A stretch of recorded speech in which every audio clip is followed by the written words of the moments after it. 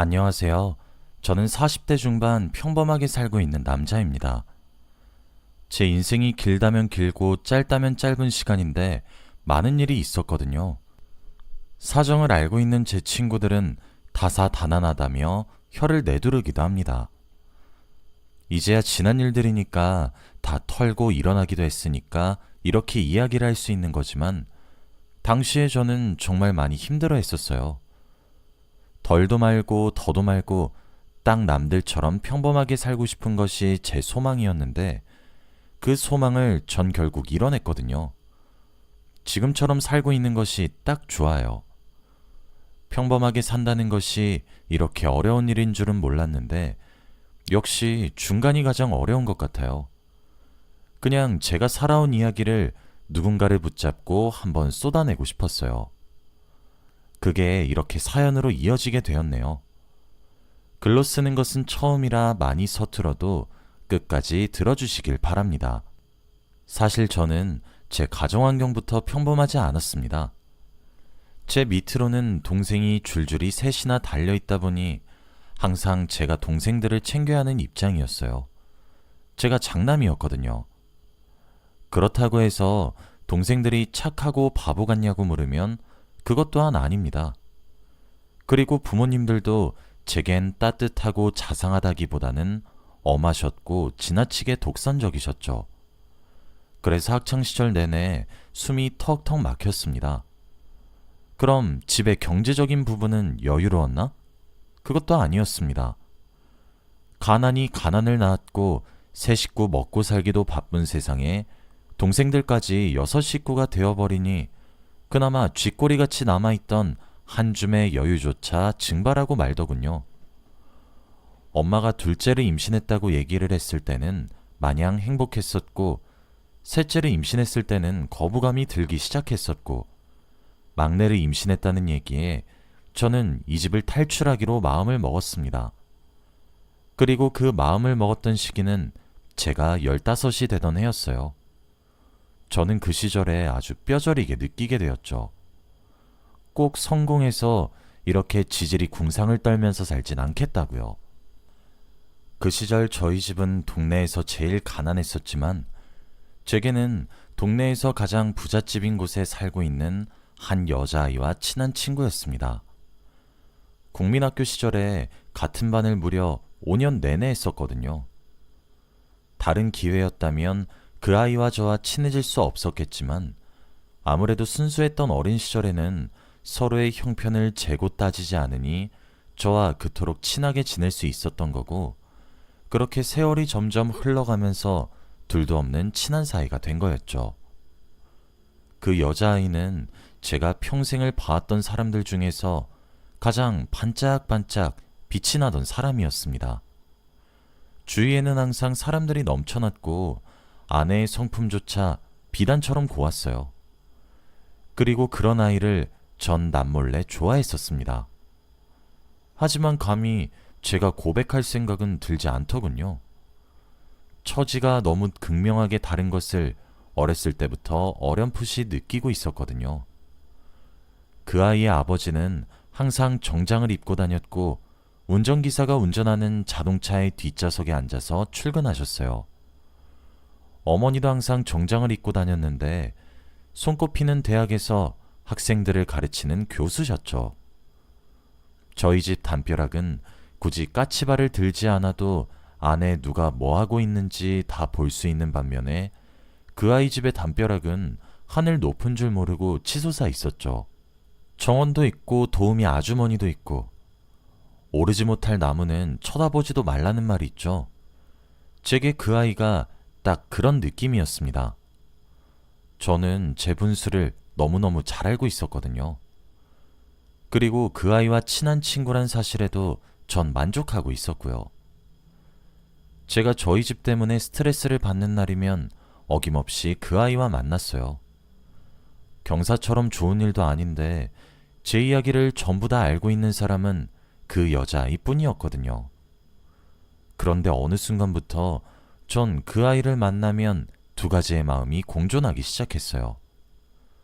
제 이야기를 묵묵히 들어주며 진심 어린 위로를 건네는 아이를 향해 점점 커져가는 좋아하는 마음과 저와 처지가 달라 부유하고 화목한 가정에서 자라고 있는 여자아이를 향한 시기와 질투하는 마음이 말이에요. 그 아이를 만날 때마다 많은 위로를 받았지만 그만큼 다른 환경에 상처도 받게 되었어요. 저희 아버지는 알코올 중독이셨고 노가다를 통해 하루 벌어 하루 먹고 살았으며 저희 어머니 또한 식당에서 설거지를 하면서 돈을 버셨죠. 솔직히 전 부모님 원망 정말 많이 했습니다. 제게 희생을 강요하는 부모님이 너무 싫었어요. 장남이 되고 싶어서 되나요? 그리고 아이를 제가 만든 건가요? 아이를 돌보는 것은 부모의 책임인데 부모님은 그 역할을 제게 자꾸 미루셨죠. 한창 질풍노도의 사춘기 시절을 보내던 저는 엄마한테 대들었습니다. 이렇게 지지리궁상 떨면서 살 거면 날 왜 낳았어? 동생들은 왜 낳았냐고. 줄줄이 소세지도 아니고 가난한 형편의 애는 왜 넷씩이나 낳은 거야? 나 이번 주에 엄마 얼굴 처음 봐. 내가 왜 동생들만 돌보면서 치여 살아야 하는 거야? 책임도 제대로 지지 못할 거면서 내가 불쌍하지도 않아? 맨날 김치 올려 김에 밥 싸먹는 것도 지치고 그딴 건 먹기 싫다고 투정 부리면서 우는 동생? 이젠 꼴도 보기 싫다고. 지긋지긋해. 진절머리 난단 말이야. 그때 엄마는 제 뺨을 철썩 때리시더군요. 시끄러. 너만 지긋지긋한 줄 아니? 나도 지긋지긋해. 이게 어디서 배워먹은 버르장머리야? 싸가지 없이. 찬수야, 엄마도 힘들어. 너무 힘들고 지긋지긋해. 그런데 어쩌니? 이미 태어난 동생들을 어디 가져다 버리니? 어떻게든 먹여 살려야 될 것 아니야. 나도 너희를 위해서 새벽 내내 다리 퉁퉁 부어가며 온종일 서 있다가 설거지까지 하고 쥐꼬리만한 돈 받아서 집으로 돌아와. 장남인 네가 잘 알잖아. 네가 도와주지 않으면 이 엄마를 대체 누가 도와주니? 정말 끔찍했어요. 그리고 저는 그때 독립을 결심했습니다. 하지만 독립을 하기 위해선 돈이 필요했고 돈을 벌기 위해서는 일을 해야 했어요. 일을 하기 위해서는 성공을 해야 했고 성공을 하기 위해서는 공부를 해야 했죠. 저희 형편의 사교육은 꿈도 꾸지 못했고 그저 제가 할 수 있는 공부는 교과서를 읽고 또 읽는 것들이 전부였죠. 그래서 저는 남들보다 더욱 노력했습니다. 더 악착같이 매달렸고 더 냉정하고 매정해졌습니다. 동생들의 투정도 더는 받아주지 않았고 엄하게 화를 내기도 하면서 최소한의 돌봄만 해주었고 그 부분을 제외하고는 제 공부에만 몰두했어요. 제게 도움을 준 사람은 다름 아닌 앞서 말한 여자아이였습니다. 그 아이는 집에서 쪽집게 과외 선생님께 과외를 받고 요점 정리를 받고 그랬었는데 아무런 대가 없이 그걸 제게도 한 부 더 복사해서 나눠주었거든요. 전 염치 없이 그걸 받아 챙겼습니다. 고마워하면서요.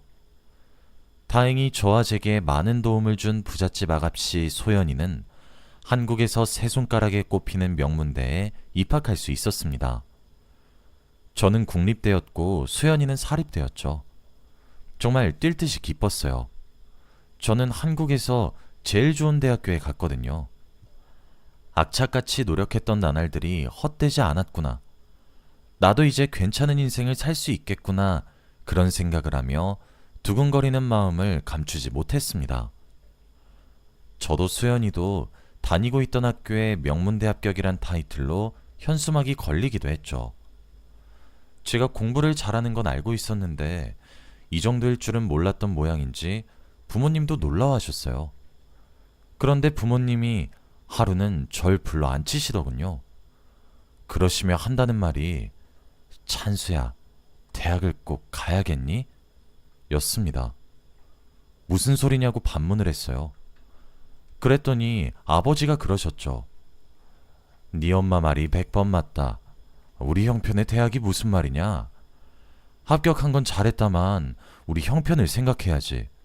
너 뒷바라지 할 돈이 어디 있니? 네 밑에 동생만 셋이야.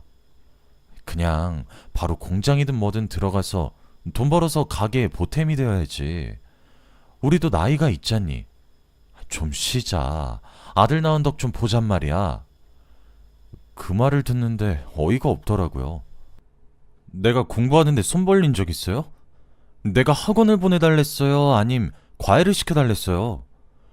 남들은 전교권에서 놀면 집에서 알아서 시켜주는 비싼 교육, 내가 한 번이라도 해달라고 조르기라도 했어요? 이건 순전히 제가 잠 안 자고 악착같이 독하게 버티고 버텨서 얻은 결과물이에요. 그런데 뭐라고요? 대학까지 말고 공장에 들어가서 돈이라도 벌라고요? 동생들 뒷바라지를 왜 내가 해야 되는 건데요? 저도 이딴 집구석 지긋지긋해요. 너무 싫단 말이에요. 왜 자꾸 저한테 희생하라고 하는데요? 내가 동생 낳아달라 그랬어요? 이제껏 저한테 공부하기 좋은 환경을 주기를 했어요? 아니면 참고서 사라고 돈을 쥐어주기를 했어요? 나 공부할 때 애들이 다 쓰고 버린 참고서 주워서 썼고, 필기구 살 돈도 없어서 몽땅 연필 버리는 것들 주워서 볼펜대에 끼워서 썼어요. 그런데 이제 저한테 돈 벌어서 애들 뒷바라지나 하라고요? 전 동생들 싫어요. 지들 앞가림 하나 못하는 애들 앞가림을 대체 제가 왜 해줘야 되냐고요? 씩씩거리며 대든 그날, 아버지께 정말 흠씬 두들겨 맞았습니다. 두 번 다시 이 집안에 저도 발 안 들이밀 거예요. 나도 이 순간 이후로 부모 없이 살아갈 테니까 그쪽들도 장남 죽었다 생각하세요. 라고 외치고 제 짐을 챙겨서 그 길로 집을 나왔습니다. 그런데 제가 갈 곳이 어디 있겠어요? 늘상 가던 놀이터에 앉아 있었는데 우연히 소연이와 만나게 되었어요. 그곳은 저희 두 사람만 아는 비밀 장소였고, 서로 우울한 일이 있으면 그쪽을 찾아갔었거든요. 수연이는 얼굴에 멍이 든 저를 보고 놀라며 무슨 일인지 다그쳤고, 전 자초지종을 말했습니다. 그때 수연이가 제 이야기를 듣고 가장 먼저 한 일이 있어요. 잠시만 기다려보라는 말에 잠자코 기다렸더니 그 사이 수연이는 집에 들어가 자신의 통장을 들고 나왔습니다. 그 안에는 500만 원이란 매우 큰 돈이 들어있었죠. 이거 너 주는 거 아니고 빌려주는 거야? 첫 학비는 이걸로 내고 하숙집에 들어가서 살아. 알았지? 나도 엄청 힘들게 모은 돈이니까 너 이 돈 꼭 다 갚아야 한다? 자존심 때문에 거절하고 싶었는데 저한테는 죽거나 까무러치거나 선택지가 그런 것들 뿐이라 눈 딱 감고 수연이의 동정인지 호의인지 모를 그 통장을 받았습니다. 고맙다고 훌쩍이면서 말이에요. 그렇게 저와 수연이의 대학 생활은 시작이 되었습니다. 저는 대학을 다님과 동시에 아르바이트를 시작했고, 수연이에게 다달이 20만 원 정도를 주었어요. 그렇게 2년이 지난 이후에 500만 원을 다 갚을 수 있게 되었고, 군대에 입대를 했죠. 시간은 빠르게 흘렀습니다. 그 사이 수연이가 제 면회도 와주기도 하고 편지도 보내주기도 하며 그렇게 지냈어요. 형편의 차이가 커서 수연이를 짝사랑하는 마음을 자각은 하고 있었는데, 제가 가장 초라한 모습일 때도 절 외면하지 않는 수연이가 저는 시간이 갈수록 좋아졌습니다. 하지만 수연이와 만남을 가지기엔 제 처지가 너무 초라해서 마음을 전할 수도 없었죠. 제가 성공을 해야 할 이유가 또 생겨버린 순간이었습니다. 저는 저녁 이후 바로 복학을 했고, 정말 죽기 살기로 무척이나 열심히 살았습니다. 지금 시간을 돌려서 그렇게 살아보라고 하면 못할 정도로 말이에요.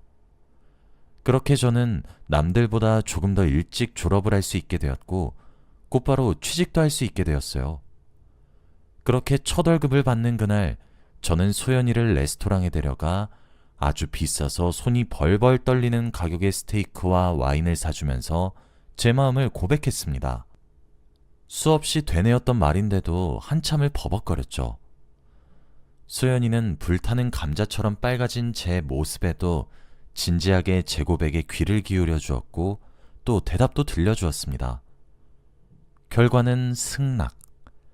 소연이는 자신도 제가 좋다고 왜 이렇게 늦게 고백하냐고 조금만 더 늦었으면 안 받아줬다고 귀엽게 툴툴 거리면서 제게 자신도 오래 좋아했다고 말을 해주더라고요. 그 말이 얼마나 뛸 듯이 저를 기쁘게 한지 소연이는 아직도 모를 겁니다. 그렇게 시작한 저희 두 사람의 연애는 정말 환상적이었습니다. 음식 취향부터 성격까지 정말 아기가 딱 맞는 퍼즐 조각처럼 한치의 오차도 없이 맞아떨어졌고 저희들도 천생연분이라 느껴질 정도더라고요. 또 제가 돈을 벌기 시작하면서 소연이에게 그간 받았던 모든 것들을 곱절로 돌려주기도 했어요.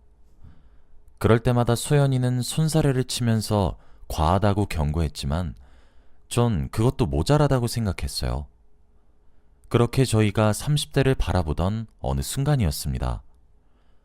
저는 어느새 모은 돈으로 하숙집을 떠나 작은 원룸에 전세로 살고 있었어요. 전 그날 저희 집에서 잠을 잔 수연이의 모습이 아침에 눈을 뜨니 제일 먼저 보이더라고요. 그때 그 행복을 놓치고 싶지 않았습니다. 아, 이 여자다 하는 마음이 들기 시작했고 수연이와의 결혼 생활을 꿈꾸기 시작했어요. 그렇게 저는 프러포즈를 하게 되었고 소연이는 다행히 기쁘게 제가 한 프러포즈를 받아주었습니다. 가장 큰 고비를 넘겼더니 또 다른 고비가 절 맞아주더라고요. 바로 소연이의 부모님이셨습니다. 저는 정말 걱정이 많았어요. 너무 크게 느껴지는 집안의 경제적인 격차에 기도 많이 죽었고 게다가 저는 대학에 합격함과 동시에 부모님과의 인연을 거의 끊다시피 하며 집을 뛰쳐나왔으니까요. 소연이는 제게 참 따뜻합니다. 배려도 많이 해주고 항상 절 위해주고 절 도와줄 때에도 제 자존심을 지켜주고 최대한 상처받지 않게 돌려서 행동하거든요. 그런데 인사를 드리러 갔더니 소연이가 누굴 닮아 제게 이렇게 과분한 사람인가 했는데 두 분을 똑 닮았더라고요. 제 사정을 부모님께 무어라 전달한지는 알 수가 없었지만 저를 동정하지도 않았고 저라는 사람 하나만 봐주었습니다. 그게 어딥니까? 저라면 저 같은 놈한테 귀한 딸 줄 수 없다고 할 것 같은데 절 내치지 않으셨으니까요. 아버님께서 제게 담배를 태우러 나가자고 그러시더군요. 우리 소연이가 무척 오냐오냐 자랐고 남들보다 여유로운 형편인 곳에서 태어나 부족함 없이 누릴 것들 다 누리며 살았네. 소연이에게 대충 들어서 자네의 사정을 아예 모르는 것은 아니야. 다만 그 태풍에 우리 딸 휩쓸리지 않게 할 자신은 있느냔 말일세. 사실 난 자네가 별로 마음에 들지 않았었네. 집안의 차이도 그렇지만 몇 년 전에 자네 집을 뛰쳐나오면서 우리 딸 돈을 가져갔다고 하더군.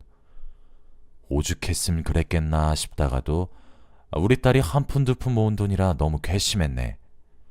아직 소연이는 내가 그 사실을 안다는 것도 몰라. 나도 우연히 소연이 통장을 보고 한 사실이니까. 그런데 나중에 소연이가 결혼할 사람 소개시킨다고 데려오겠다고 하며 자네 사정을 대충 말해주는데 자네 그동안 참 잘 버텼다 싶었다네. 나는 위기를 극복하는 사람이 참 좋네. 그런 사람들은 밑바닥을 치고 올라오는 법을 너무 잘 알고 있거든. 사실 자네 조건? 단 하나도 나랑 우리 아내 눈에 차지 않아. 그건 자네도 잘 알고 있지? 지금 우리 소연이 선자리도 줄기차게 들어오고 그 사람들의 처지가 자네를 훨씬 웃도는 재력가의 사업가에 엄청 많네. 그런데 내가 자네를 사위로 허락하려고 하는 이유는 자네의 악착 같은 면 때문이네. 적어도 우리 딸 고생은 안 시키겠지 싶어서 말이야. 나는 소연이가 끝까지 지금처럼 밝고 행복하게 살기만 했으면 좋겠어. 자네 그렇게 해줄 자신은 있나?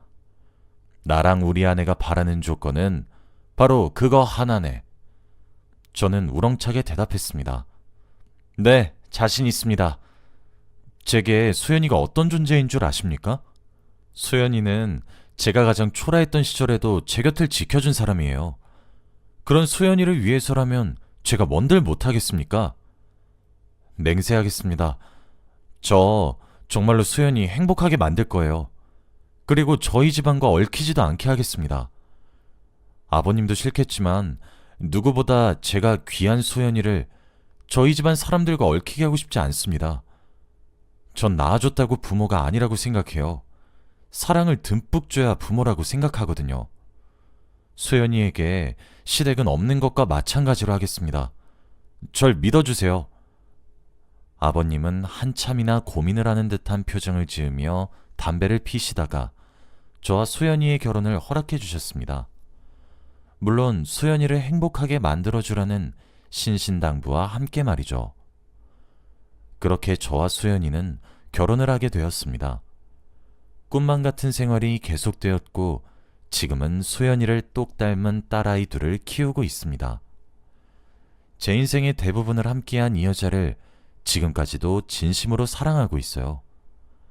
이젠 아내가 된 소연이는 육아도 척척 잘하고 있습니다. 그래서 저희 딸들도 사랑을 많이 받고 자라서 그런지 너무 착하고 예쁘고 바르게 자라고 있어요. 제가 아내를 많이 위하는데 그 모습을 보고 저와 결혼하고 싶다고 제잘거리는 딸들의 모습을 보면 행복해서 죽을 것 같습니다. 또 저는 결혼을 하게 된 이후 아버님이 하시던 사업을 물려받아 가장의 역할을 톡톡히 하고 있습니다. 그리고 장모님과 장인어른을 제 부모님처럼 모시고 있어요.